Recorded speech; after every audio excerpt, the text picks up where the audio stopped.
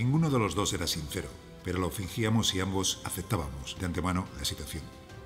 Pero las más de las veces callábamos. Nos bastaba con mirarnos y sabernos. Nada nos importaban los silencios. Estábamos juntos y era suficiente. Cuando ella se fue, todavía lo vimos claro. Aquellas sobremesas sin palabras, aquellas miradas sin proyecto, sin esperar grandes cosas de la vida, eran sencillamente la felicidad. Yo buscaba en la cabeza temas de conversación que pudieran interesarla, pero me sucedía lo mismo que ante el lienzo en blanco. No se me ocurría nada. A mayor empeño, mayor ofuscación. Se lo expliqué una mañana que, como de costumbre, caminábamos cogidos de la mano. ¿Qué vamos a decirnos? Me siento feliz así, respondió ella. Una voz misteriosa me soplaba la lección entonces y yo atribuía a los ángeles, pero ahora advertía que no eran los ángeles, sino ella. Su fe me fecundaba porque la energía creadora era de alguna manera transmisible. ¿De quién me compadecía entonces? ¿De ella o de mí? Varias novelas de Miguel Delibes se han llevado al cine y al teatro con éxito. Las adaptaciones han servido para ampliar en la pantalla o los escenarios la fama literaria del autor. También gracias a ello, Delibes tuvo la suerte de conocer y trabar amistad con gente ajena al mundo que le rodeaba. Y uno de ellos está hoy con nosotros. Es el actor Pepe Sacristán, que además dejará los escenarios con una de las obras más significativas de su gran amigo, Señora de Rojo sobre fondo gris.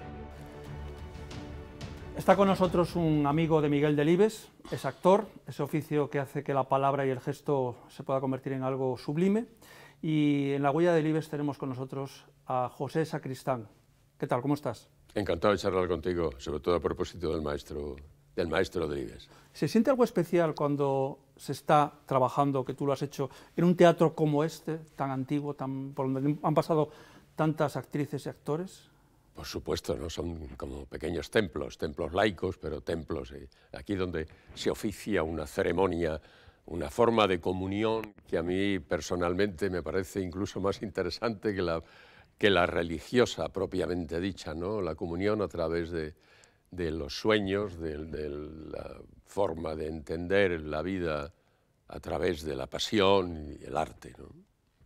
Supongo que has actuado en teatros tan maravillosos como puede ser este, con tantos siglos, porque últimamente también los actores estáis en coliseos, digamos, escenarios para grandes orquestas, para grandes recepciones de otro tipo, en los que el público está separado incluso, ¿no? Que tiene que ser incómodo, ¿no? Bueno, hay lugares de estos nuevos, auditorios, cosas extrañas, que yo nada más llegar pregunto si se sabe en qué cárcel está cumpliendo condena el arquitecto que decidió diseñar ese espacio de esa manera. Se cometen auténticos atropellos a todos los principios habidos y por haber. A propósito de la ceremonia, como te decía antes, se supone que estos espacios se hacen para que unas personas aquí cuenten una historia y aquí otros la contemplen o la escuchen. Bueno, supongo que al final la obra es la que manda. Estamos hablando de Delibes, tú estás con la obra de Señora de Rojo sobre fondo gris, que es una obra casi, digamos, autobiográfica. Te pones en el papel de Miguel Delibes. Bueno, él no quería que fuera representada, quiero recordar, ¿no? Sí. ¿Cómo lo conseguiste? Bueno, lo conseguí muchísimos años después, pasaron muchas cosas. Yo estaba, como yo digo, merodeando, arrimándome, que diría Miguel Delibes, a Pacífico Pérez, antes de empezar a ensayar las guerras de nuestros antepasados, cuando conocí a Miguel. Y es muy curioso porque en nuestro encuentro, en lugar de hablar de escritor, actor, hablábamos de gente de pueblo y hablábamos de la gente de los pueblos, sobre todo de los motes. Nos intercambiábamos como los cromos, yo le decía el cagatimones, el lomogato, y él me hablaba, bueno, hablábamos de ese entorno en el que, por supuesto, no era gratuito, se movía Pacífico Pérez, una de las criaturas más maravillosas, prodigiosas que ha creado Miguel Delibes. Y a partir de ahí, pues, charlamos y charlamos. Y apareció, se publicó a poco tiempo después de estrenar Señora de Rojo, y yo quedé fascinado. Y me dijo Miguel que no quería que nadie le pusiese cara a ese personaje porque ni siquiera él le había puesto la suya. Pilar Miró se lo pidió para el cine, pero no. Y pasaron muchos años, hasta que yo, bueno, insistí y le convencí a mi amigo Pepe Sámano, que en paz descanse, y nos pusimos a hacer la adaptación con Inés Camiñas y por fin 2 años antes de morir, 2 años y pico antes de morir, se hizo un seminario a Miguel en Valladolid y él ya autorizó a que yo hiciese una lectura dramatizada de un par de pasajes, que eso fue lo que reverdeció en mí el entusiasmo por esta novela, ¿no? Hasta que por fin y ya llevamos más de 2 años representando Señora de Rojo sobre fondo gris. He leído que te quieres retirar con esta obra, ¿es cierto? No es que me quiera retirar, es que ya he cumplido 83 años. Estamos en 2021, acabo de comenzar y tengo compromiso con Señora de Rojo para todo este año y parte del que viene. Va a ser muy difícil que yo encuentre un texto que me ocupe como Señora de Rojo, porque no solamente se da la satisfacción o el placer de hacerme cargo de un personaje maravilloso, ¿no?, sino el valor añadido del homenaje a un amigo, ¿no?, porque yo siento que como que si Miguel estuviese por ahí sentado y dijera, venga, cuéntalo ya de una puñetera vez, soy yo el pintor este y esto es lo que me pasó. Entonces lo más sensato es pensar que si estamos hablando de 85, 86 años, bueno, no está del todo fuera de lugar el pensar el quedarte en tu casa, ¿no?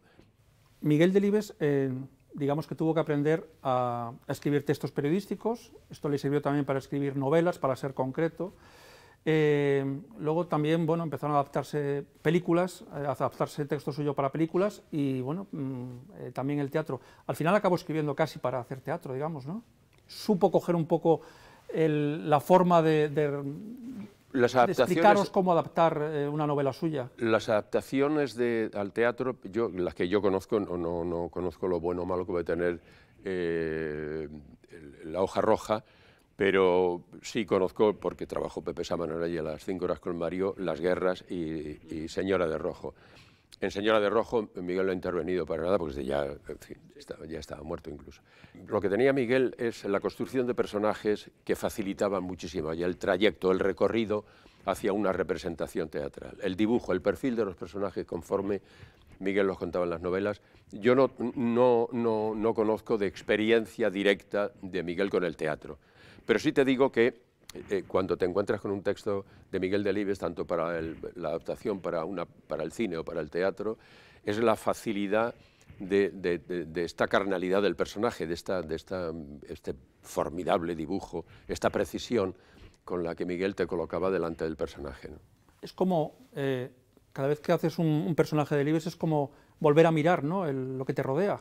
Sí, esto lo tomé, esta frase de Las guerras. Pacífico Pérez hablaba de su tío Paco, que en contraposición de su bisabuelo, que le enseñó a manejar la bayoneta, su abuelo el fusil y su padre la bomba de mano, su tío Paco le enseñó a mirar, y a mirar que pues los tejados, el humo que sale de la chimenea, los árboles, las cosas, estas cosas que, como decía Pacífico, que aunque las tengamos delante de las narices, no las vemos, pero que era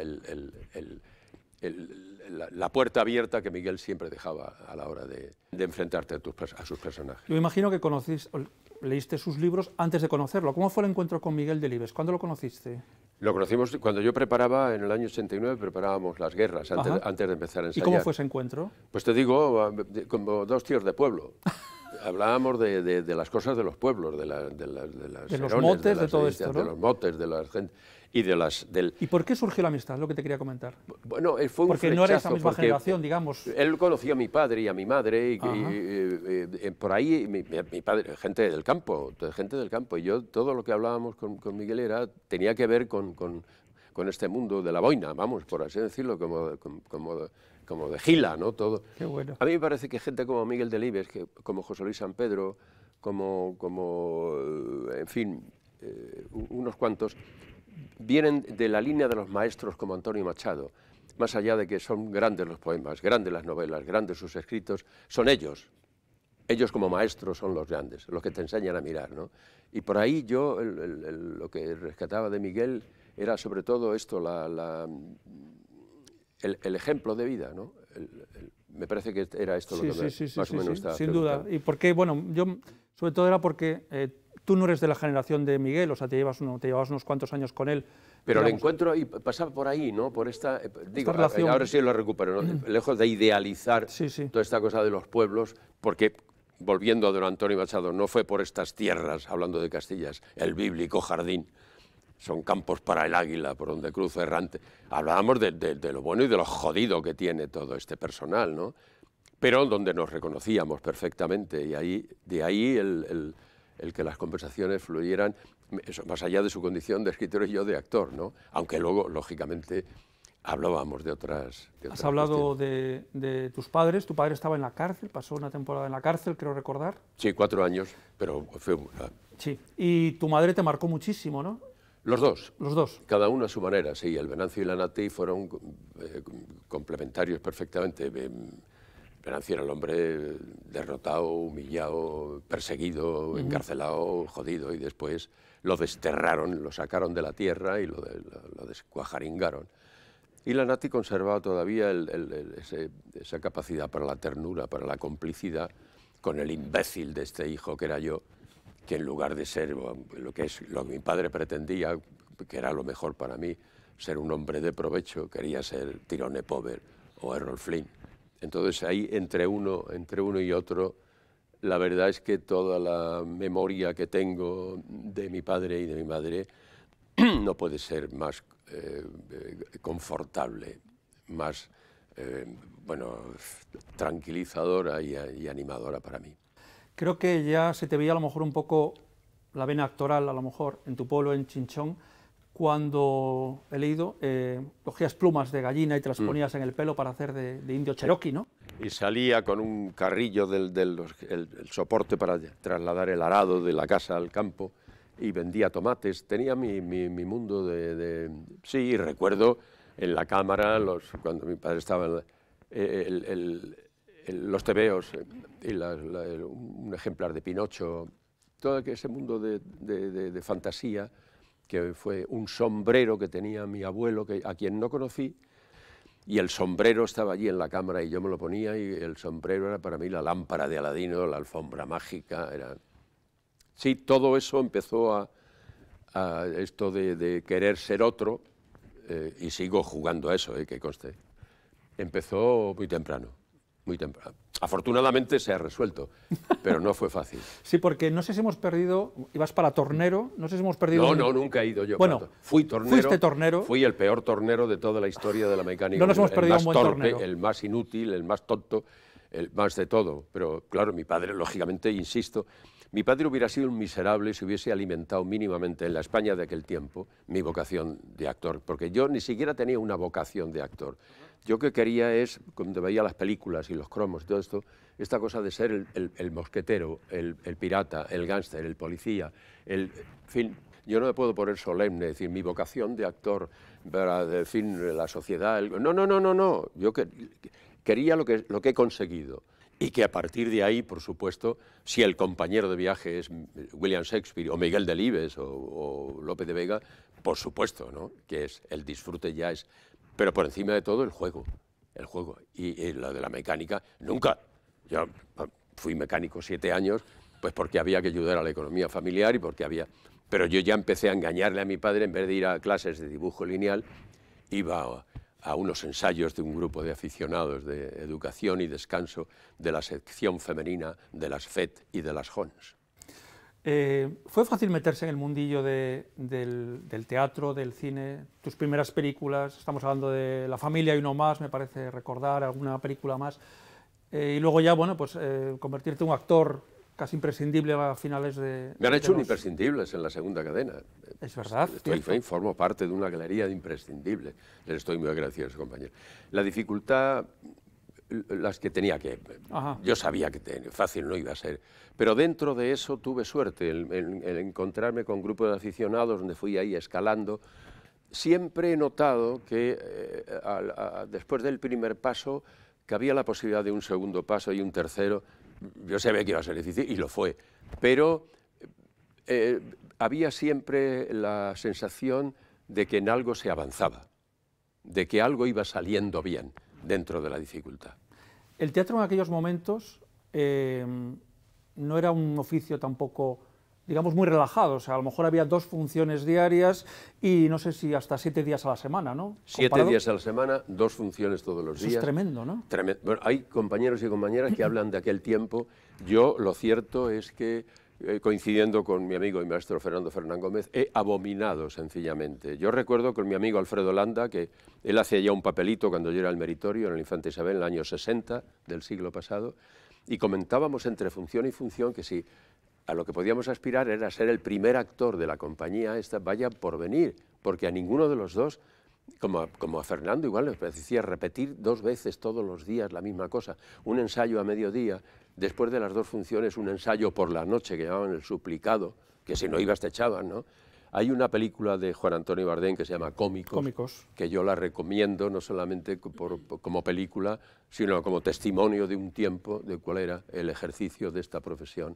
Afortunadamente no lo sufrí mucho porque el cine vino a liberarme en el año 65, a partir de La familia y uno más, don Pedro Masó, que en paz descanse, me contrató para 4 más y recuerdo que la primera gira que yo hice en el teatro con el Infante Isabel, pues es llegar a una ciudad a las 4 de la mañana en un vagón de segunda, dejar las maletas en consigna, buscar una pensión, y cuando hicimos Nuevo en esta plaza, pues el jefe de producción me llamó a la oficina y me dijo, toma, estas son las dietas, tienes un hotel reservado en Linares para... Y dije, bueno, va a hacer teatro doña María Guerrero.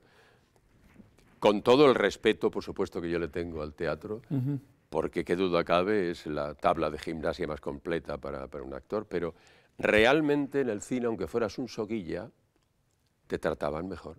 Era la época también en la que las compañías llegaban a una ciudad y estaban allí una temporada, digamos, larga, ¿no? Viene la compañía. Ahora se hace, las compañías son muy pequeñas, por así decirlo, las obras de teatro que se hacen son de pocos actores, por la crisis, por ahorrar por 20.000 cosas. ¿Se cambian también los textos? ¿Se está cambiando todo en esto? Hombre, el texto ha ido cambiando, lógica y naturalmente, porque en aquellos tiempos el teatro era el espectáculo rey, normalmente, ¿no? O sea, las películas podían, en fin, los peliculeros, que el viaje a ninguna parte, Manuel, el peliculero. Bueno, ahora ya no hablemos, con la crisis del coronavirus, esto ya todo se ha puesto patas arriba, ¿no? Pero de una manera estrepitosa y cruel y despiadada, ¿no? Pero toda la evolución del teatro ha ido manifestando las necesidades o las exigencias de una sociedad a un medio determinado, ¿no? Los repertorios son otros, el criterio es otro, en ocasiones es infinitamente mejor. El teatro que en un momento, cuando era el espectáculo rey, era el que podía pagar la alta burguesía o la clase media alta. Tendrías que hacerle la pregunta a un historiador que maneje más datos, ¿no? Yo desde mi perspectiva, ¿no? Las variantes añaden interés al hecho teatral, sin ninguna duda. Por otro lado, el hecho teatral tiene las dificultades y las precariedades que ojalá no padeciera, ¿no? Pero es así. Tuviste muchísimo éxito a finales del franquismo, con la llegada de la democracia. Además de ser un actor de éxito, te convertiste también en un referente político, ¿no? O sea, te daban de tortas por un lado y te admiraban por otro, ¿no? Fue un momento en el que, bueno, pues fue clave para ti, como, bueno, pues te escuchaba todo el mundo, eras un referente casi cultural de opinión en esos momentos. Las tortas me las siguen dando. ¿Te las siguen dando todavía? Y yo encantado de la vida, ¿no? O sea, otra cosa, no voy a ir de provocador, no tengo el menor interés, si me preguntan contesto y digo lo que opino, ¿no? Pero las tortas me las siguen dando y a mucha honra, ¿no? No he sido sino simplemente por mi condición de hombre público, me han preguntado y me he posicionado y me sigo posicionando. Bien es verdad que de bastante tiempo a esta parte, siguiendo el consejo del tío Tomás de mi pueblo que decía que lo primero es antes, entonces hay un orden de prioridades y ya no está tanto la vida pública en esa prioridad, ¿no? Está más mi vida privada y mis apartados. Como fui un poco la correa transmisora del español medio de la transición, con películas como Asignatura, como Los Nuevos Españoles, Solos a la Madrugada, en fin, todo, o en el teatro, con Yo me bajo en la próxima, pues sí, por ahí he conectado con que mi opinión podía importarle o seguir un cierto número de personas, pero en ningún caso he pretendido nunca, ni antes monja, vamos, que ponerme a pontificar, ni mucho menos. Sí. No, te iba a decir, mucha gente cuenta que a partir de los 70 puedes hacer y decir lo que quieras. ¿Tú a qué edad empezaste a decir lo que te daba la gana? ¿De adolescente? No, de adolescente no.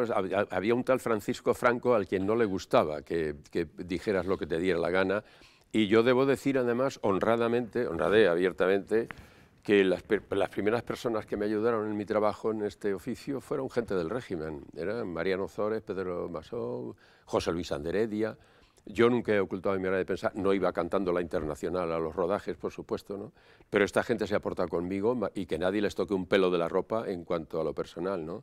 He sido siempre, y cuando he podido, aparecer en las primeras elecciones, mostrar mi simpatía por el Partido Comunista, pero sin ningún reparo, y sigo estando en un territorio próximo, cerca de la izquierda, porque desde mi punto de vista hay unos representantes de la izquierda con los cuales yo no me identifico. Esto no quiere decir simplemente que no me identifico, pero nada más. Y seguimos entonces, como pintaba Goya, a garrotazos, con gatos peleándose después de mucho tiempo, ¿o ha cambiado mucho este panorama? Ha cambiado en aspectos, pero no, en eso no. Y a mí lo que más me preocupa, porque cuando yo oigo los despropósitos de algunos de estos políticos, no pienso que se han vuelto locos, pienso que es que si no tuvieran la gente a quien le gusta oír eso, no dirían eso. O sea, nos representan, nos guste o no nos guste. De ahí, por ejemplo, pues no sé, el desconcierto, por decirlo de una manera amable, que yo siento con algunos comportamientos de la izquierda en estos momentos que no comparto en absoluto. ¿Como por ejemplo? Como por ejemplo, pues ya lo he dicho varias veces, que no me parece que es algo personal, porque me parece que en muchas ocasiones tiene el comportamiento Pablo Iglesias de la impaciencia de los malos aprendices, pero ya para mí ha colmado el base con la comparación de los exiliados republicanos con el señor Puigdemont, con ese fantoche que dice es sencillamente miserable, ¿no? Coincido con esto, con las opiniones que han vertido públicamente Antonio Muñoz Molina, o Manolo Vicén, o Manuela Carmena, otros muchos. Sencillamente miserable. No entiendo. Sí, entiendo que eso le va a gustar a unos cuantos, ¿no? Y eso es lo que más me preocupa, ¿no? ¿Cómo ves a la gente joven ahora? Ya no digo actores solo, sino ¿cómo ves a la gente joven? ¿Cómo ves estas nuevas generaciones de gente? Tú que te gusta mucho charlar con ellos. Sí, me gusta. Es que una de las cosas que más disfruto es trabajar con los jóvenes, ¿no? Sobre todo en lo que tiene que ver con este trabajo mío, tanto en el cine, el teatro, la televisión, en todos los aspectos, en todas las disciplinas, actores, directores, las cámaras. El trabajo con las cámaras actuales es una cosa verdaderamente apasionante, ¿no? Y compruebo emocionado y para bien que las variantes son de tipo técnico o mecánico y las constantes son las mismas. Es el amor al trabajo, el querer contar historias, estar ahí, ¿no? Bueno, no quiero ni imaginar que a mí esto de la pandemia o la crisis anterior me hubiera pillado a mí con 20 y tantos, 30 años. Que esto te pille ya con 80 y tantos, voy a hacer, apaga y vámonos, que ya lo que poco que te quede, apáñate como puedas, ¿no? Pero cuando me empiezas a echar a correr, que te digan, quieto, parado, y ahora no se puede, y ahora no, y además por un problema que tienes que entender, porque no me cabe en la cabeza lo de los negacionistas, ¿no? Que son imbéciles, necios de necesidad, ¿no? El desempleo, la desorientación, las referentes, ¿no? Las que tienen, ¿no? Bastante hacen ya con cargar con el peso de la juventud, ¿no? Ese peso de la juventud ahora reprimida, encajonada, con mascarilla, ¿no? Joder, si encima te vas a meter con ellos, pobrecillos.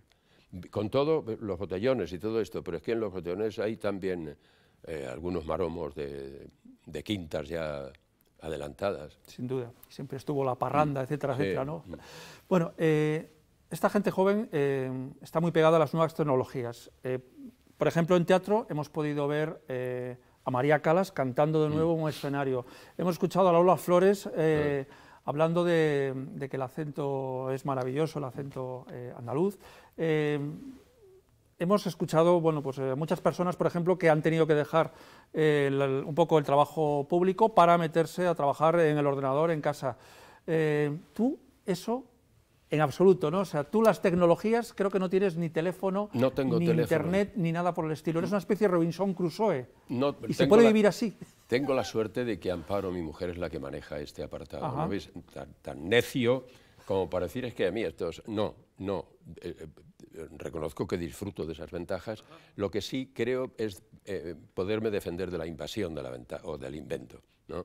El teléfono móvil, yo recuerdo lo que había que luchar para conseguir que te pusieran un teléfono en casa, incluso para encontrar una cabina cerca para poder llamar en ocasiones. Me manejo perfectamente sin él y tengo siempre, cuando hay una urgencia, alguien que me puede. Y en cuanto a Internet, pues Amparo es la que soluciona. Me hace gracia porque, por ejemplo, antes se decía mucho que era muy duro cuando eras actor y estabas sin trabajo, tenías que estar en casa esperando por si te llamaban. Y ahora ya no hace falta, digamos, ¿no? Cuando decía sonaba el teléfono de la vecina o la dueña de la pensión en la que yo vivía entonces, que me llamaba y me decía, Pepe, sube que te llaman, y el que estaba al otro lado era mi amigo Mariano Zores. Sí. Ahora ya con esto del teléfono, de todas maneras, yo sé que disfruto de una posición de privilegio y aprovecho la ocasión para agradecer públicamente a la gente que sigue siendo fiel a mi trabajo, ¿no? Porque conozco muchos casos de compañeros y compañeras a los que el teléfono, sea el móvil o sea el que sea, o el fijo, no suena y es terrible. Vuelvo a decir y a dar las gracias porque en el caso de Señora de Rojo sobre fondo gris vamos capeando las dificultades y hasta ahora se cambian de fecha las actuaciones, pero no hemos perdido ninguna representación. Con esta obra has comentado que será tu última obra en principio, pero ¿seguirás colaborando en series, en televisión, en películas? Las películas y las series, vamos a ver que sea una cosa como muy puntual, porque digo, ya lo de madrugar y lo de que den las 4 de la mañana rodando en un sitio, ya todo eso no me divierte nada, nada. Bueno, si quieres terminamos contando tú alguna frase de Delibes, pues de cualquiera de las obras de teatro que has estado... Hombre, no me acuerdo de todas. Realizando, pero la que quieras, guerras, la de la guerra de los hay pasados. Un pasaje, hay un Señora de Rojo, ¿no? Claro, la que tengo, la que estás ahora, me atrevo a memorizar, porque a de memoria. Pues terminamos con eso. Hay un pasaje muy bonito donde dice, le han sometido a unos exámenes, unas pruebas a la mujer, y solo cabía esperar, y en la espera, algunas tardes, solíamos sentarnos frente a frente y charlábamos. Yo asentía cuando ella me preguntaba si habían bajado los ángeles, engañándola a sabiendas, y ella también intentaba engañarme, diciéndome que se encontraba algo mejor que la víspera. Ninguno de los dos éramos sinceros, pero lo fingíamos, y los dos aceptábamos de antemano la simulación. Nos bastaba mirarnos. Nada importaban los silencios, el tedio de las primeras horas de la tarde. Estábamos juntos. Era suficiente. Pues José Sacristán, muchísimas gracias y un aplauso desde aquí. Estamos juntos, es suficiente. Gracias. Gracias a ti.